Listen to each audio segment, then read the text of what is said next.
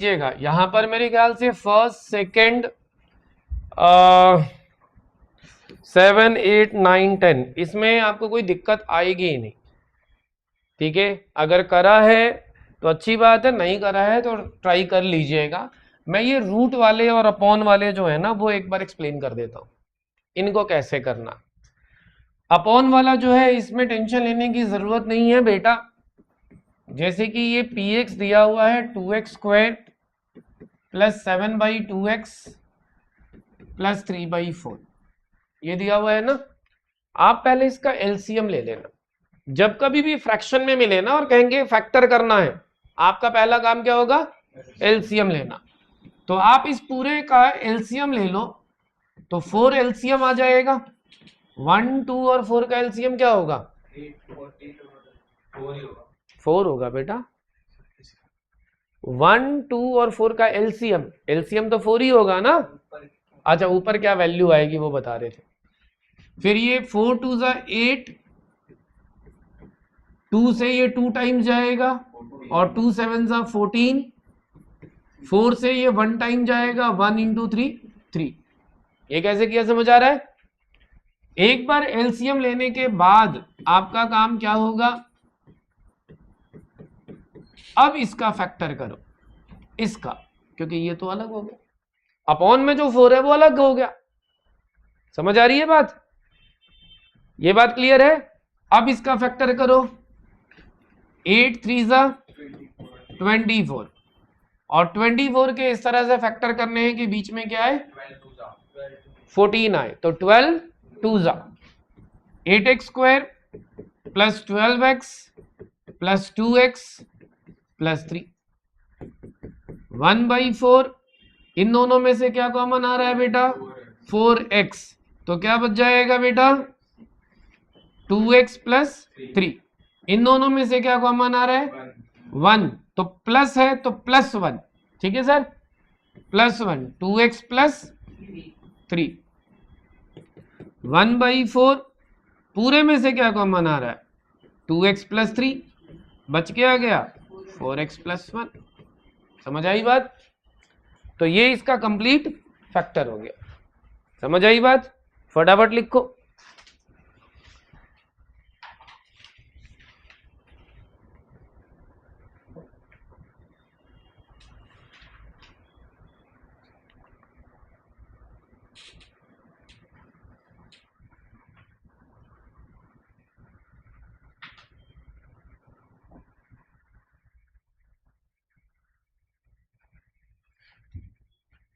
To नहीं, ये third question था।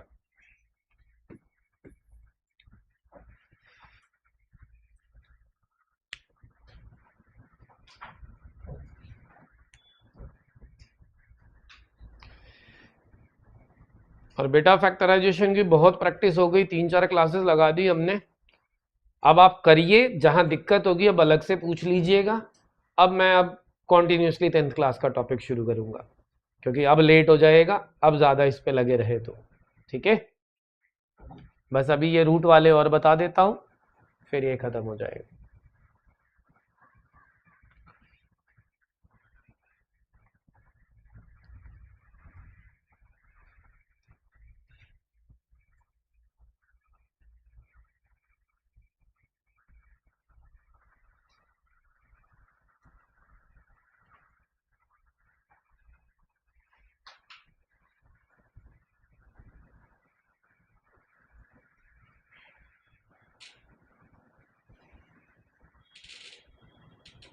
रूट वाला थोड़ा भी ध्यान नहीं है, 9th में नहीं बताया गया था? कुछ हाँ कह रहे, कुछ ना कह रहे। चलो कोई बात नहीं, होता तो है आपके सिलेबस में। अब माइंड से स्किप हो गया या आपको बताया नहीं गया था, वो अलग मैटर है। अब क्या हुआ, कोई बात नहीं, मैं कराता हूँ। रूट वाले वैसे तो आते कम है, लेकिन आ गए तो मना थोड़ा ना कर दोगे कि जी क्यों दे दिया, तो करना पड़ेगा। ओके, तो रूट वाले पे थोड़ा ध्यान दे दो, करना पड़ेगा। चलो आगे।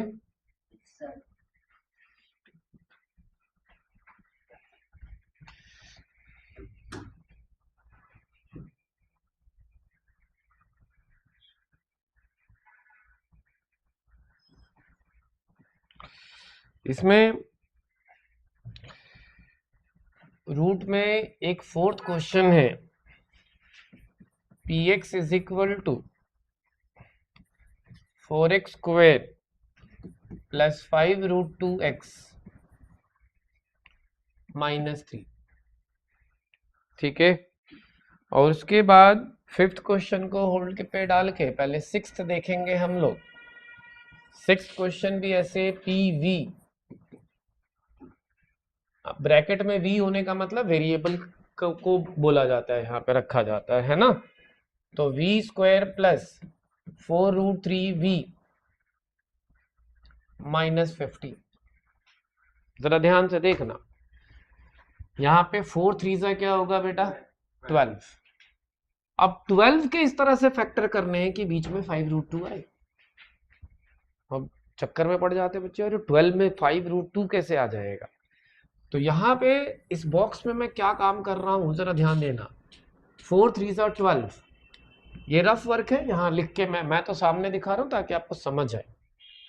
12 के फैक्टर करो, और ऐसा फैक्टर करना जिसमें 2 जरूर आए। कहोगे आपको कैसे पता? आपको कैसे पता 2 ही लाना है?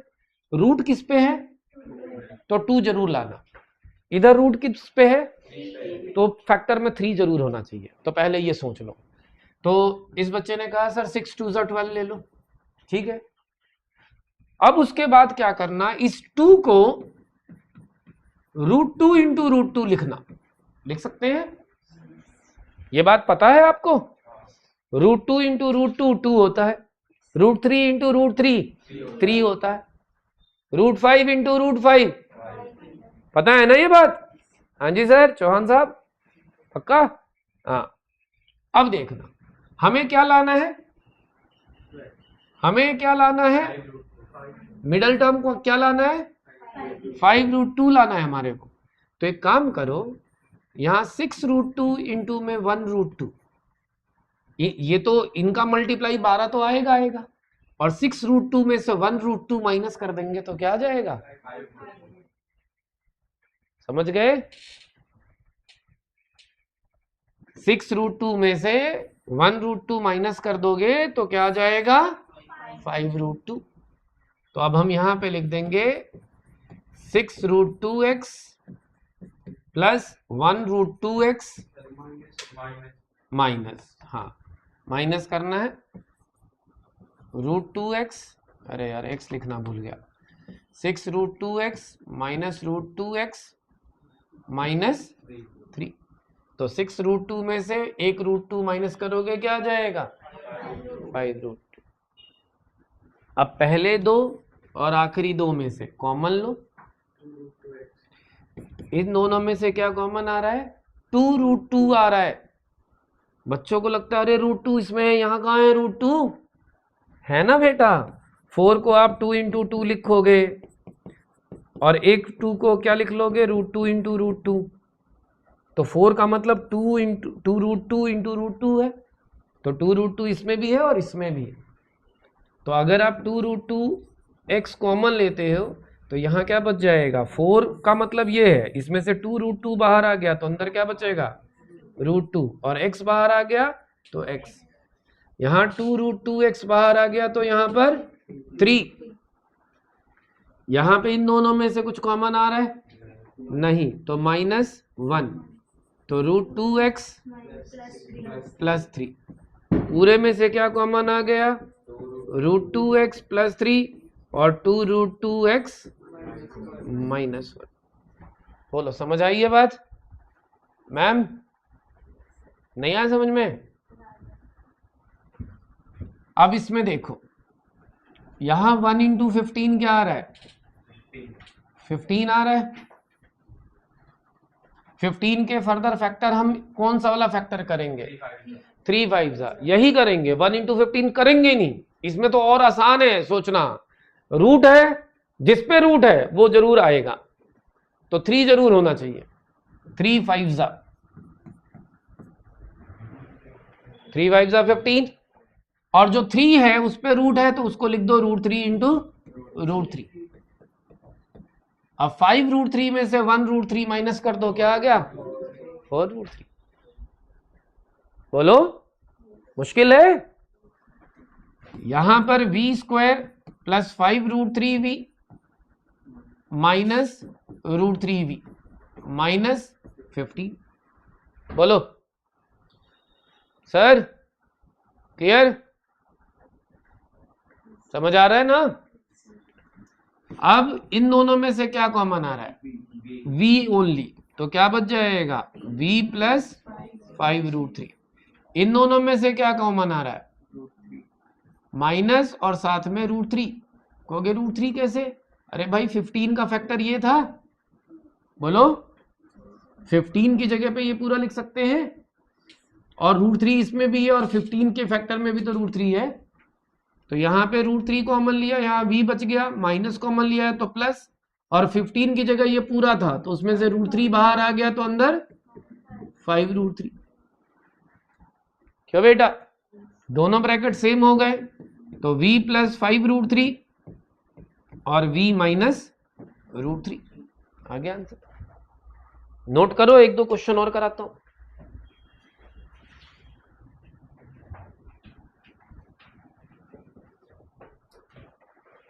समझ आई है बात? थोड़ा मुश्किल है, थोड़ा सा। चलो, मुश्किलें खत्म हो जाएंगी, थोड़ी कोशिश कर लोगे तो। करा हुआ था ऐसा क्वेश्चन? ध्यान आ गया? क्योंकि होता क्या है ना बेटा, एग्जाम में ऐसा कोई जरूरी नहीं है कि सारे सिंपल वाले ही आए। अचानक से कहीं एक क्वेश्चन रूट वाला मिल गया, आप पजल हो जाओगे, फिर सारी मेहनत धरी की धरी रह जाएगी। तो फॉर्मेट सारे माइंड में होने ही चाहिए।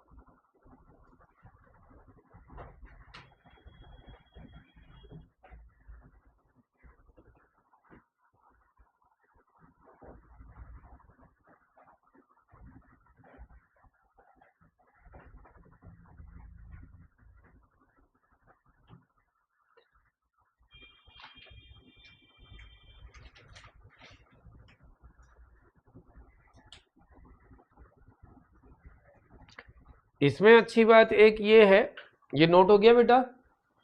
जल्दी करो जल्दी।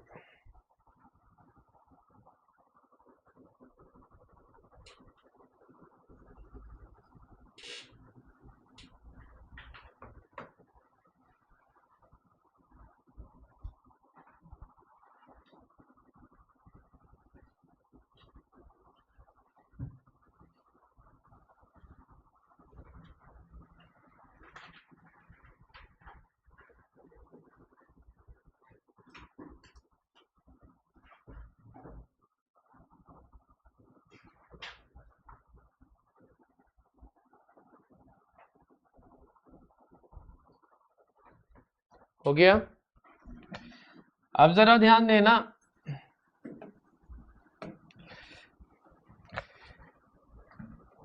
एक क्वेश्चन और मैं अपनी तरफ से और रूट वाला दे देता हूं।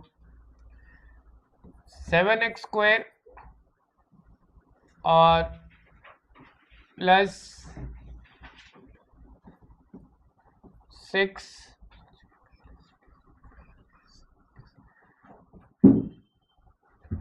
Minus 20√2 x। बताओ कैसे होगा? 7 6 तो 42 का क्या फैक्टर बनाऊं मैं? इसमें फिक्स होता है, इसके फैक्टर में 2 आना ही आना चाहिए। तो एक ही ऑप्शन है हमारे पास 21/2, और कुछ सोचना ही नहीं है। और इस 2 पे क्या करोगे?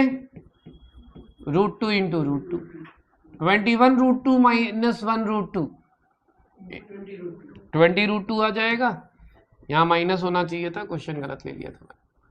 21 √2 माइनस √2 क्या हो जाएगा? 20 √2। तो अब आप इसको क्या लिख लोगे? 7x² माइनस 21 √2 और प्लस √2 और माइनस x। ठीक है भाई, कोई दिक्कत? एक माइनस एक प्लस क्यों लिया, पता चल रहा है ना? अब इन दोनों में से कॉमन ले लो 7x, तो क्या बच जाएगा? x माइनस 3 √2, और इन दोनों में से √2 कॉमन ले लो, तो यहाँ x, क्योंकि 6 का मतलब क्या हो गया? 3 इंटू में 2, और 2 का मतलब √2 इंटू √2। बोलो, तो √2 कॉमन ले लोगे तो यहाँ x और यहाँ क्या बच जाएगा? दोनों फैक्टर सेम हो गए, x माइनस 3 √2, 7x प्लस √2। समझ आई बात? बोलो।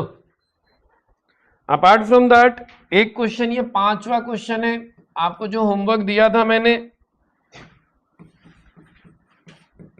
6s² minus 1 plus 2 √2 x plus √2। आपको लगा होगा अरे ये क्या दे दिया, ऐसा तो हमने आज तक नहीं देखा। यकीन मानो इससे आसान कोई सवाल नहीं है। ध्यान देना बेटा 2 मिनट के लिए।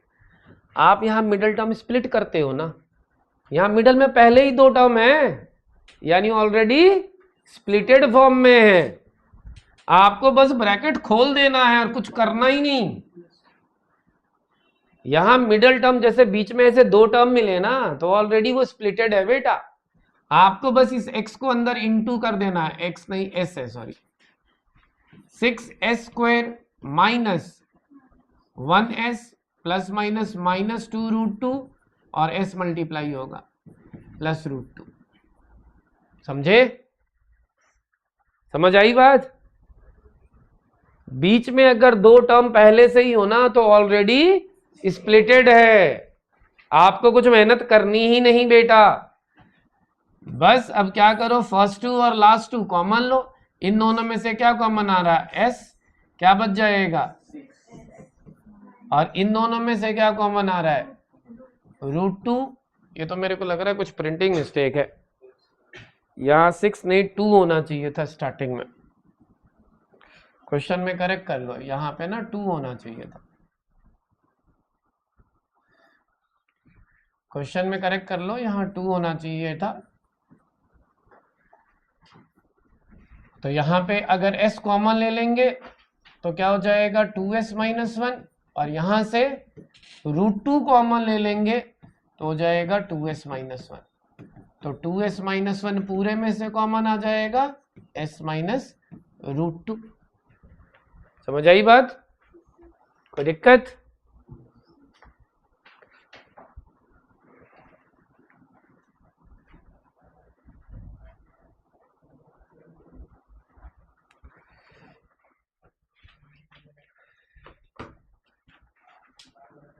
तो फैक्टराइजेशन अब कर लिया करोगे बेटा।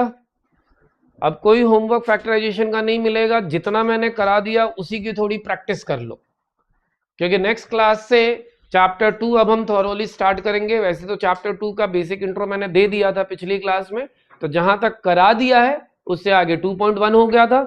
अब हम 2.2 से आगे कंटिन्यू करेंगे। ठीक है, चलिए लिख लिया आपने, और क्वेश्चनों की जरूरत नहीं है, अब आप इन्हीं की प्रैक्टिस कर लो।